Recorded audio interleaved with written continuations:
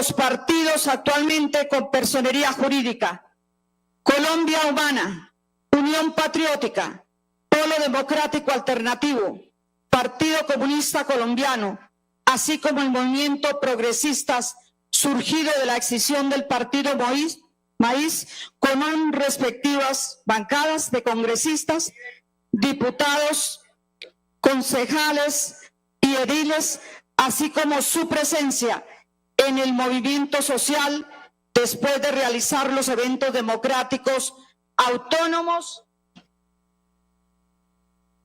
y estatutarios de cada agrupación. Decidimos iniciar el proceso de formalización política y legal de la unidad que conduzca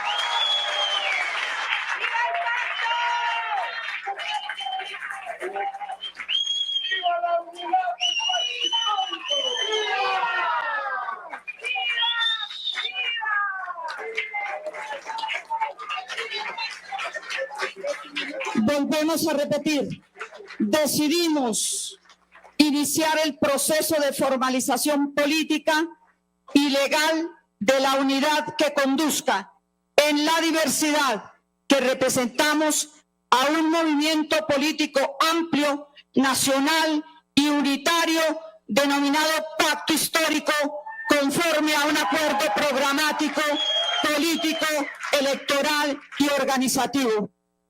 Bueno, pues así es, palabras más, palabras menos, diferentes colectividades, movimientos de la izquierda en Colombia se unificarán en torno a un partido y por supuesto esto exige una reflexión, un análisis debido a que ya pues se acercan las elecciones el próximo año y es importante pues saber cuáles son esos movimientos y cuál es el objetivo del movimiento progresista frente al panorama político nacional. Por eso hoy nos acompaña Manuel Garzón, él es abogado defensor de derechos humanos, especialista en procesal penal y justicia transicional y fue uno de los asistentes a ese evento. Bueno, ¿usted cómo vio, Manuel, ese proceso de conformación de un único partido de las izquierdas en Colombia? Bienvenido. Muchas gracias, Jessica, Julián y a todos nuestros televidentes. Un saludo muy cordial, muy contento de estar acá. Esto es un evento histórico y así debemos entenderlo para seguir contribuyendo a su construcción. Sí. Este evento que tuvo lugar el día de ayer es consecuencia de meses, incluso creo yo casi un par de años, de terminar de ajustar los acuerdos que permitieran hacer este anuncio. Lo de ayer implica entonces que las colectividades que conformaban hasta ahora la coalición del Pacto Histórico han decidido transitar juntas hacia la conformación de un solo movimiento político. Esto tiene unas consecuencias importantísimas de cara no solamente a la contienda electoral de 2026, sí, sino también en la construcción programática de un proyecto de izquierdas que le permita dar continuidad tanto al gobierno del cambio como al fortalecimiento de las bancadas en el Congreso. Está visto que si bien el presidente Petro y la presidenta Francia Márquez encabezan el Ejecutivo, evidentemente, en el Congreso no se cuentan con las mayorías suficientes para poder aprobar las reformas y para poder cumplir el plan de gobierno.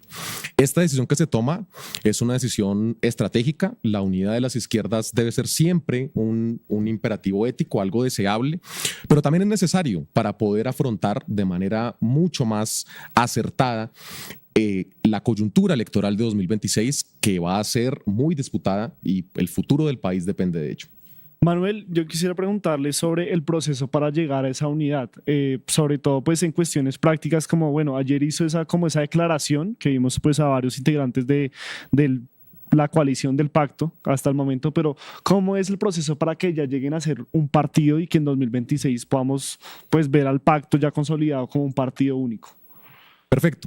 Creo importante hacer una pequeña aclaración previa de por qué la necesidad de esto. Son temas técnicos que en ocasiones son alejados de la opinión pública, pero es necesario que se entienda la magnitud de esto. ¿Qué sucede? La Constitución política dispone que los partidos minoritarios pueden coaligarse entre sí, la figura de la coalición, que por cierto no está muy desarrollada jurídicamente, aquellas fuerzas políticas que sumadas entre sí no hubieran superado el 15% en la respectiva elección. Para el año 2022, las fuerzas que componen el pacto histórico eran en aquel entonces fuerzas minoritarias. Pudieron hacer esta coalición. Sin embargo, debido a ese éxito electoral sin precedentes, pues se superó ese umbral del 15%. Esto entonces dejaba el panorama en la siguiente situación. Básicamente, los partidos que integran el pacto histórico tenían dos opciones: o irse cada uno por separado, porque no podían repetir la coalición, insisto. Al final, en el pacto histórico terminaron siendo alrededor de 13 partidos.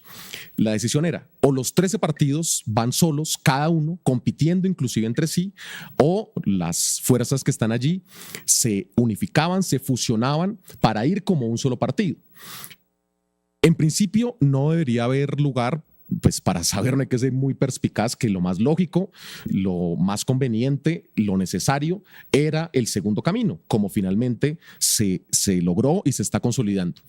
Pero en todo caso, pues la historia de las izquierdas en Colombia y en general en el mundo, desafortunadamente no ha sido una historia de unidad, o por lo menos no siempre. Sí. Ha habido una fragmentación enorme. Y en todo caso, pues hay discusiones que terminan siendo sensibles, y hay unos reclamos legítimos de cada una de estas fuerzas para buscar mantener identidades colectivas que han perseverado a través del tiempo. Por eso, en el anuncio que se hace, la invitación es: nos conformaremos en un único partido, en un movimiento político amplio. Es muy importante también resaltar que no solamente se espera que estén las fuerzas que en este momento ya decidieron hacer parte de esto, las 5 fuerzas mayoritarias: el Polo Democrático Alternativo, Colombia Humana, la Unión Patriótica, el Partido Comunista y el Partido Progresistas, sino que ojalá otras fuerzas de izquierda se terminen sumando a esto, que al interior de este movimiento se establecerá estatutariamente que es un movimiento de tendencias o de corrientes. Esto quiere decir que cada uno pues podrá seguir manteniendo sus respectivas identidades. Sí. Hay experiencias internacionales como el Frente Amplio en Chile, el Frente Amplio en Uruguay, que recientemente logró ganar las elecciones en Francia. Hay experiencias muy exitosas de unidad en otros países que han demostrado, pues lo que también es evidente, que la unidad de las izquierdas es la mejor manera de poder llegar a la institucionalidad y permanecer en ella. En ese sentido, pese a que era el camino obvio que había que tomar, pues todas estas discusiones previas fueron complicadas. ¿Por qué? Hay prevenciones históricas. ¿Cómo cuáles? Con cada una de las tendencias. Por ejemplo, que los partidos mayoritarios impusieran a las candidaturas a las respectivas listas.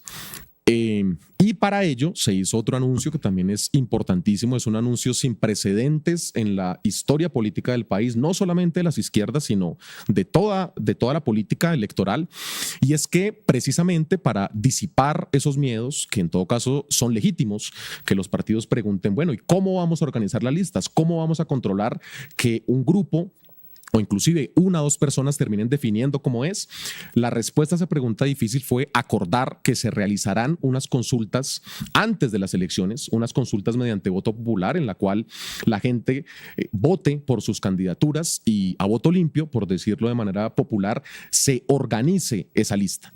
La lista, además, se anunció, serán listas cerradas y paritarias. Eso ya trae una consecuencia también inmensa en términos principalmente de representación de las mujeres, y es que al menos la mitad de la lista estará compuesta por mujeres. En este momento, por ejemplo, el Congreso de la República tiene alrededor de un 30% de representación femenina por la decisión que tomó el Pacto Histórico en 2022 de tener estas listas cremalleras, estas listas paritarias. Antes de eso, la representación de las mujeres en el Congreso era del 19%.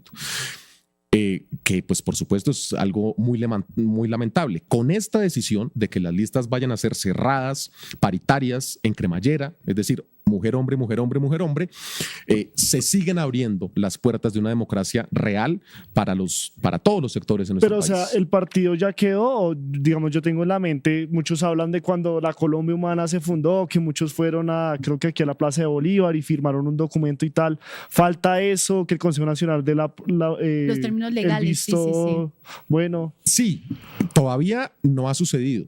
Y aquí creo que, pues como la frase que se usaba en el acuerdo de paz, nada está acordado hasta que todo está acordado. Y el Consejo Nacional Electoral, desafortunadamente, para nadie es un secreto, ha venido también tomando decisiones arbitrarias, como por ejemplo pues el caso de la investigación a la financiación de la campaña del presidente Petro, lo cual supone una sobrelimitación a sus funciones, pero el camino que queda por recorrer es un camino jurídico que no estará exento de tropiezos, pero la decisión política ya está tomada y eso es importantísimo. Cada historia comienza con una primera página. Gracias a que pude estudiar y el apoyo de mis profes, tuve la oportunidad de aprender y desarrollar mis capacidades. Esta formación integral, potenciada por el gobierno del cambio, me permitió llegar a lo más alto. Tu historia también puede ser extraordinaria. Revoluciona tu vida, matricúlate hoy.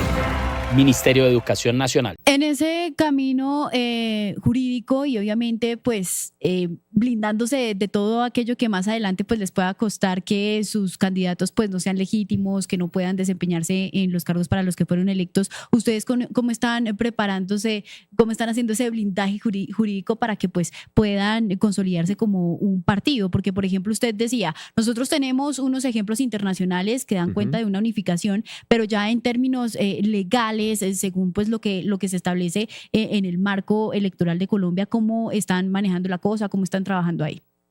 Sí, la ruta básicamente que ni siquiera está 100% definida. Hay dos caminos en este momento. Sí. O todos los partidos que existen disuelven sus personerías jurídicas y se crea una completamente nueva. Ese es un camino. U otro camino es que los partidos decidan fusionarse con una personería jurídica ya existente. Sí. Me das paso, por ejemplo, Jessica, también para la necesidad de la unidad también pasa, por ejemplo, con lo que hemos visto de la cantidad de curules que ha perdido el pacto histórico, tanto en el Congreso como en distintas responsabilidades territoriales, por la doble militancia dentro de una coalición, lo cual supone un contrasentido y que desafortunadamente el Consejo de Estado ha interpretado de la peor manera posible en contra del pacto histórico esa figura de la doble militancia. Entonces, la fusión también implica un blindaje jurídico en sí mismo de que ya no vuelvan a anular elecciones de candidatos del pacto por dobles militancias porque todo mundo estará allá adentro. Claro. No debería haber en estricto sentido jurídico ningún problema para que los partidos se fusionen y para que el Consejo Nacional Electoral reconozca esas personerías. En teoría es un camino sencillo de allegar una documentación que es fácil de conseguir y por eso digo que lo más importante, pese a que no se ha consolidado ni perfeccionado jurídicamente, lo sucedido ayer ya marca un derrotero que implica esa decisión política ya irreversible. Es cuestión de tiempo poder llegar a esa documentación, terminar de perfeccionar todos estos acuerdos ya de la dinámica propiamente interna, pero una vez hecho este acuerdo, pues esto ya no tiene vuelta atrás. Hay, digamos, algo que tiene muy presente, yo creo que la izquierda y el público en general y la gente que pues sigue esta orilla política y tiene que ver con, por ejemplo, algo que estamos hablando netamente hoy es el escándalo de la unidad de gestión de riesgo y ciertas cosas que han pasado al interior del gobierno. Y pues una de las voces que creo que más que autorizadas para hablar pues de esa limpieza que tiene que haber dentro del gobierno, dentro de este pacto histórico y por supuesto esa intención de llegar a 2026 es el senador Iván Cepeda, quien habló en esta declaratoria y dijo lo siguiente. En Colombia debemos acabar con toda expresión de corrupción en el Estado colombiano y en el gobierno. Unos pocos utilizaron la victoria que hemos construido a pesar de tanta persecución, tanta sangre que ha corrido para lucrarse y quedarse con los recursos públicos. Traicionaron de manera grave nuestros ideales, engañaron a nuestro gobierno y a nuestro presidente. No podemos de ninguna manera dejar pasar ese hecho y nuestra firme decisión es combatir todas las formas de corrupción y a todos quienes estén por esas formas, incluso desde nuestras propias filas y desde el seno de nuestro propio gobierno. En esa Colombia que parecía detenida en el tiempo, el cambio late. 311 obras ejecutadas por Prosperidad Social no solo levantan estructuras, mejoran vidas. Escuelas que cierran brechas, vías que deshacen distancias, mercados que dinamizan la producción local. Obras pequeñas, cambios gigantes, palpitando realidades. Prosperidad Social, el corazón del cambio. Bueno, Manuel, yo quisiera preguntarle sobre pues ese blindaje que se está dando también al interior para que pues no entren personajes como un denominado Manguito. Por ejemplo, ahorita le dicen el nuevo Manguito Paulino Riascos, y hablan, por ejemplo, del medio que también llegó de las banderas pues de la izquierda y llegó a hacer actos delictivos en el gobierno. ¿Cómo es esa perspectiva de la unidad del pacto histórico para que pues no vuelvan a ocurrir estos actos? De acuerdo, Julián. Nuevamente, esta es otra de las bondades de ir en un único movimiento unificado y no mediante coaliciones. El caso que usted muy bien cita del senador Paulino Riascos se da que él, si bien fue elegido por votos del pacto histórico, por votos de gente comprometida de izquierda, en su caso estoy seguro también por votos de las negritudes que depositaron en él una confianza, pues fue completamente defraudada. Y esto no tiene ninguna repercusión legal porque él hace parte de un partido, Alianza Democrática Amplia, ADA, que si bien hace parte o hizo parte de la coalición del pacto histórico, mantiene su autonomía para poder hacer básicamente lo que él quiera. Dentro de los anuncios que se hicieron ayer, se estableció que la unidad en todo caso no es solamente una unidad táctica, evidentemente, es también una unidad estratégica de convicciones, es una unidad ética, una unidad política y sobre todo una unidad alrededor de un programa. Tiene necesariamente que haber una unidad programática, tiene que haber necesariamente una cohesión ideológica y vía estatutos, que es el pasito que falta dar y que se tendrá que dar necesariamente en un par de semanas, un par de meses máximo. En los estatutos se podrá señalar claramente las sanciones que el partido del movimiento puede imponerle a los congresistas o en general pues los representantes en las distintas corporaciones públicas que se salgan de esa línea programática. De hecho, pues ya existe en la legislación colombiana una ley de bancadas que desafortunadamente no se suele cumplir por falta de voluntad política de los partidos. Por ejemplo, el Partido Verde, que sigue siendo supuestamente un partido de gobierno, pero que varios de los representantes más conocidos de la oposición y en unos casos de la oposición recalcitrante siguen contando con avales de este partido. Eso en últimas termina por desconfigurar el sistema político colombiano en el cual los electores votan o deberían votar por programas, por ideas, por ideologías, más que por personas. En esa medida, insisto, ese blindaje se dará en el siguiente paso, que es construir unos estatutos que tengan, por supuesto, un componente de democracia interna muy robusto, muy fuerte, pero también un componente que blinde el programa y toda esta cohesión ideológica del pacto. Manuel, permítame ser un poco insistente con ese tema del blindaje, del estudio de la organización y la estructuración que se piensan los movimientos de izquierda pues para llegar a ese fin de unificación, y es ese tema de participaciones, porque venga, independientemente del partido, algo en política que siempre se va a vivir, que siempre se va a sentir en diferentes colectividades, pues es el ego, ¿no? Y también, obviamente, el hacer respetar la trayectoria y el puesto que se han ganado en los procesos democráticos y políticos del país. Entonces, yo quiero preguntarle cómo va a ser esos pesos, esos contrapesos a la hora de construir esas bases para poder llegar a las elecciones de 2026. Lo primero es partir por reconocer errores, que Sí. en la nota que veíamos ahorita me encanta pues esa autocrítica que hace el senador Iván Cepeda, todo un referente para cualquier sector. Y me remito a la experiencia inmediatamente anterior, lo que pasó en las elecciones territoriales, que en muchos casos hay quejas por doquier. Sí. Si bien se avanzó y hay mucha más representación a nivel nacional de lo que había antes, se pudo haber avanzado mucho más. Y no se avanzó mucho más porque en algunas ocasiones desafortunadamente terminó primando los intereses sectoriales de determinada corriente que logró imponerle a otra. Pasaron muchos casos también, que es muy lamentable, pero hasta de desorden. La figura de la coalición implicaba que 13 personas firmaran un aval para otorgarle a un candidato o candidata, lo cual pues evidentemente es una dispersión de las fuerzas terrible. Creo, sin lugar a dudas, que el mayor blindaje que tiene el partido para tener esa legitimidad interna es el anuncio de que las listas van a ser ordenadas según la votación popular que se obtenga para ellas. Eso ya es un blindaje irrefutable de democracia directa, que la ciudadanía pueda expresarse y que el partido se comprometa a respetar esa decisión de la ciudadanía.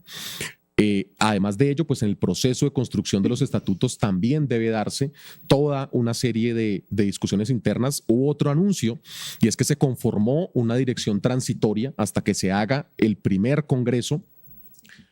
Y esa dirección transitoria pues tienen la responsabilidad de también ir aterrizando esto no solamente aquí en Bogotá, sino otra de las características que tendrá este partido tiene que ser un movimiento diverso, amplio, con un fuerte componente territorial. Ojalá también con un fuerte componente de los movimientos sociales que se puedan sumar también a esto que se está construyendo.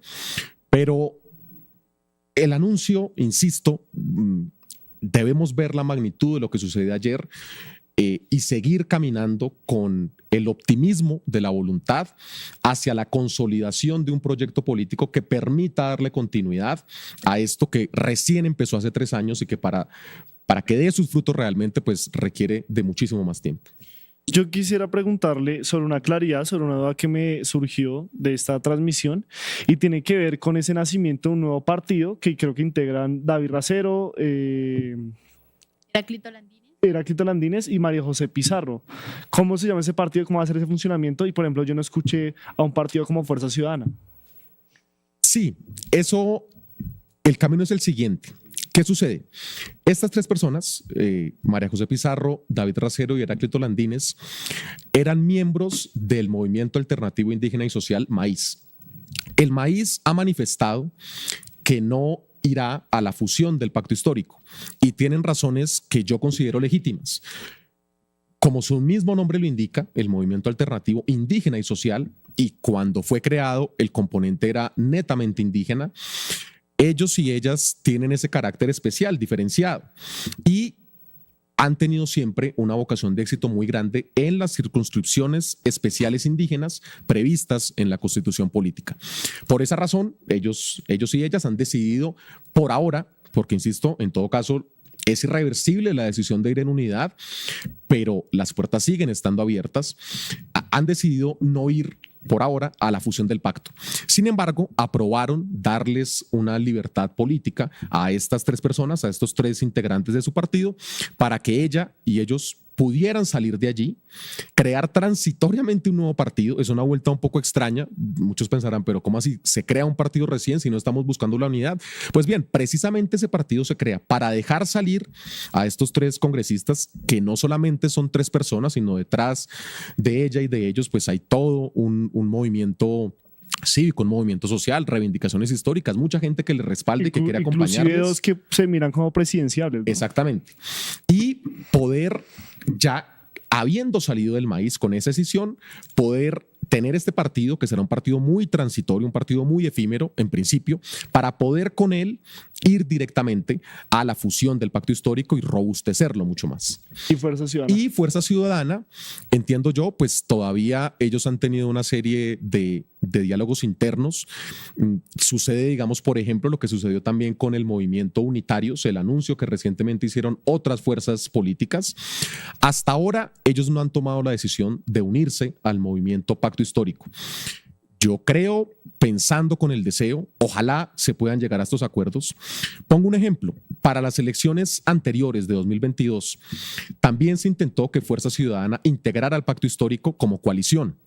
Y finalmente esto no se logró. En el año 2022 el umbral estaba alrededor de 500,000 votos. El umbral quiere decir la cifra mínima de votos que debe obtener un partido para poder tener una representación en el Congreso y a partir de allí pues empezar a sumar congresistas. Fuerza Ciudadana se quemó pese a haber tenido una votación muy alta. El tercer más votado, Gilberto Tobón. El tercer más votado fue Gilberto Tobón. y ellos lograron 450.000 votos. Estuvieron muy cerca, sin embargo se quemaron. También hubo otra experiencia, las compañeras de Estamos Listas, un partido político muy interesante compuesto exclusivamente por mujeres, feminista, con una agenda pues evidentemente progresista. Ellas también tuvieron una votación muy importante de alrededor de 110.000 votos, pero tampoco les alcanzó y se quemaron.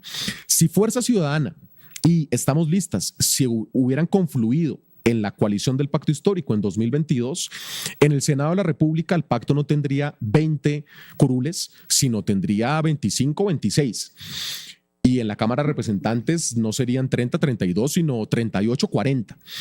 Esto nos demuestra entonces que pues, hay que deponer prevenciones, hay que trabajar con todavía más grandeza y generosidad para poder llegar a esos acuerdos mínimos comunes que en general terminan favoreciendo a todo el mundo, tanto a las fuerzas que todavía no se han sumado al movimiento político, como evidentemente al pacto histórico y sobre todo y lo más importante, a la ciudadanía que sigue confiando en un proyecto de cambio, que sigue viendo la necesidad de que las transformaciones profundas que requiere esta sociedad se den, y esas transformaciones necesariamente deben hacerse desde la institucionalidad y la representación que se tengan en estos cargos. Sí, porque hay que decirlo que esto, más que un pedido del presidente Gustavo Petro, que también lo ha hecho, en reiteradas ocasiones, era un pedido netamente de la ciudadanía, de los electores pues, de la izquierda en Colombia, que pedían que el pacto llegara en unidad. Cada historia comienza con una primera página. Gracias a que pude estudiar y el apoyo de mis profes, tuve la oportunidad de aprender y desarrollar mis capacidades. Esta formación integral, potenciada por el gobierno del cambio, me permitió llegar a lo más alto. Tu historia también puede ser extraordinaria. Revoluciona tu vida, matricúlate hoy. Ministerio de Educación Nacional.